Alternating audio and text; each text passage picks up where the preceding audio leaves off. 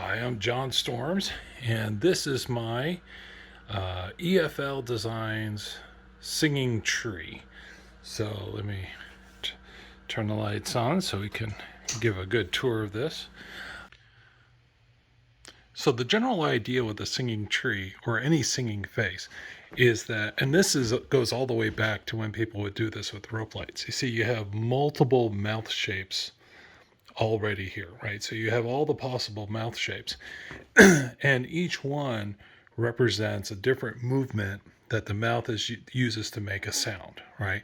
So you have like the O sound, that's your O face right there, and then you got the different smiles and so on. And these represent, I think they call them phonemes, where that's the shape your mouth makes to make the different songs that are then formed into words.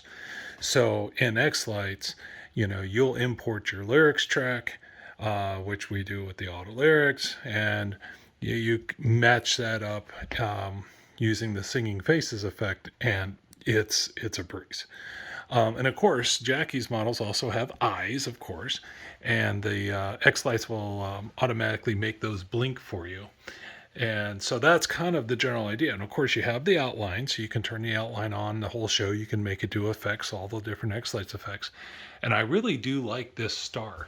I found that just playing with sequences on it with where the singing tree is the only thing.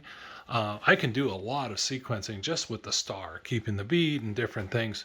So the star really adds to it, makes it so I can do this as a show all by itself. So, like for example, when it's my daughter's birthday, I'm going to stick this out in the yard with some numbered signs, right, that are over here for my kids. So when it's their birthdays, it can be out there with the numbered signs singing them happy birthday. Now it's a Christmas tree in the spring, but since it's singing happy birthday, it totally works.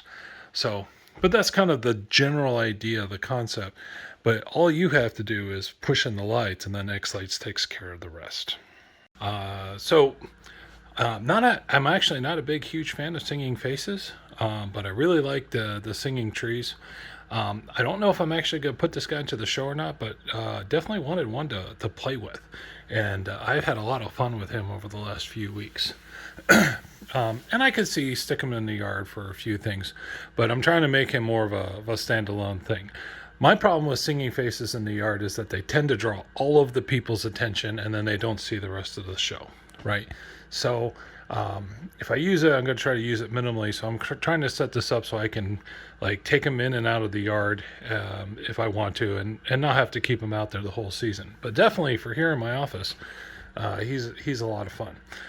So these come from EFL Design, which is Jackie's place, and first thing I did is obviously I painted the coral, right?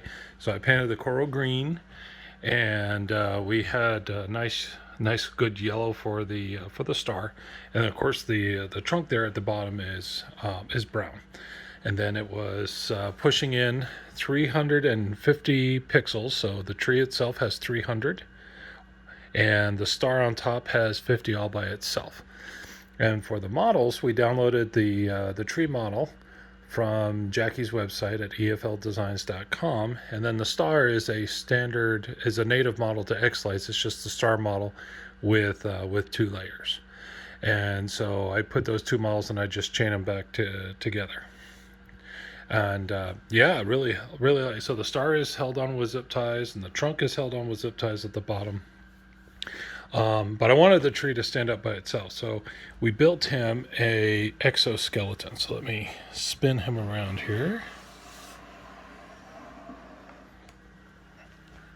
So that is the exoskeleton, and it's just PVC, right?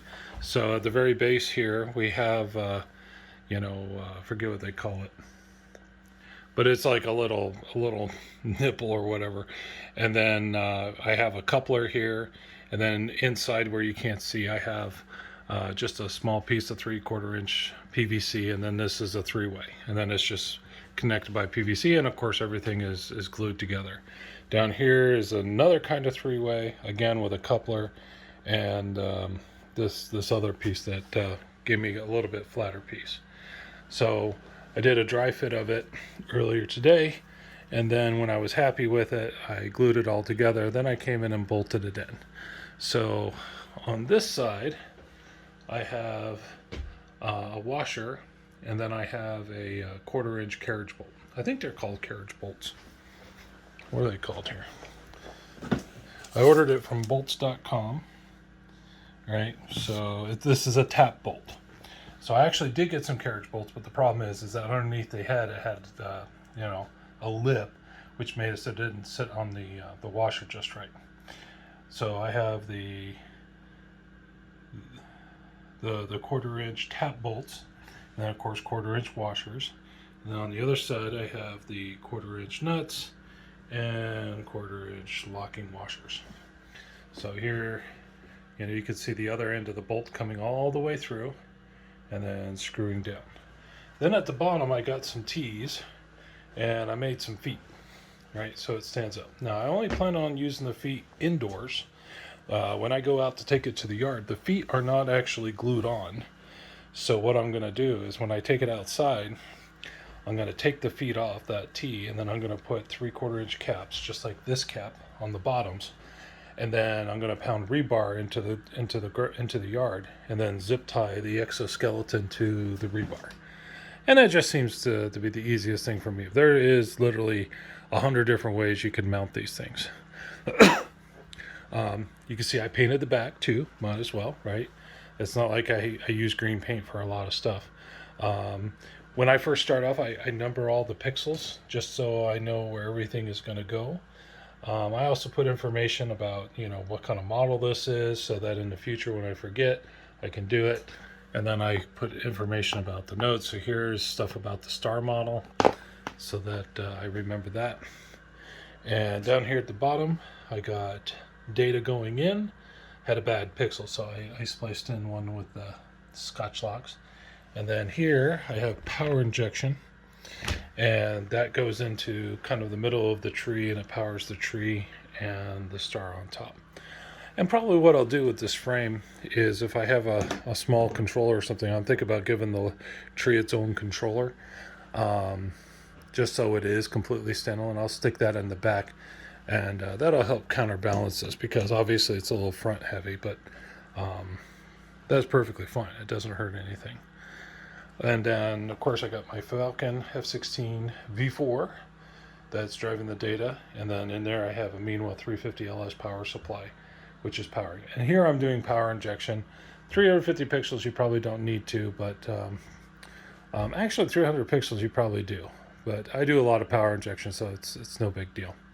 But anyway, nice little exoskeleton in the back. Pixels were hard to push. You know, Jackie uses some pretty tough Coro here. You can see that there is, trying to get the camera to focus just right. Come on. Don't look at the chair. Don't look at the chair. There. Okay, see that cross ribbing? So that cross ribbing makes it a lot harder to push the pixels through. It gives the prop some good thickness to it, and is very robust, but it makes it so pushing the pixels through with the pixel pusher a lot harder. And I did 6 different mounting points. So of course I painted the washer and the top of the heads of the bolts with the same color paint I did the trees, and it came out nice. Now Jackie recommended using a flat or satin finish paint. I just couldn't find it in green. I don't know if it's because of the supply chain or what, so I had to go with a gloss. But it works out fine. But yeah, I'm liking the tree. Of course, now doing lyrics tracks is practically free, because there's software or websites where you can just go out there, upload the MP3, upload a text file of the lyrics, and it automatically maps them together, right? So what used to take hours and hours and hours to do a singing face, now literally just takes a few minutes. So I figure, well, if it's that easy, I gotta have something I can play with. So yeah, so I put this guy together, and for my existing songs and future songs, I plan to go and add lyrics tracks to them, and so that we have this addition, and at the very least, if they're in the sequences, in case somebody wants to use them. But very happy with how the tree has turned out. I've already Recorded a number of videos where he's singing songs. Had it sing "Happy Birthday" for my mom, and a few other songs. And usually when I start off a song, I usually start with the music track. So I use Moises AI now to help break up the different tracks. And at the same time, I'm out there breaking up the lyrics. So I'll do the lyrics at the same time I'm doing the timing for the song. So right from the beginning, I have the song track, so I can usually pump out and see what the singing faces is going to look like. And last night I did Grandma Got Run Over by a Reindeer, and to do that song properly, I need 3 more of these trees. But we'll see. That'll be a later thing. So anyway, this is my EFL Designs singing Christmas tree. And I think I wrote in here how big he is. So he is 48.5 inches tall without the star. With the star, he's 57 inches tall. And then he's 45 inches and a quarter wide. So him's a big boy.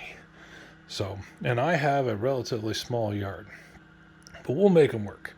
So big shout out to Jackie. He makes a really good coral product here.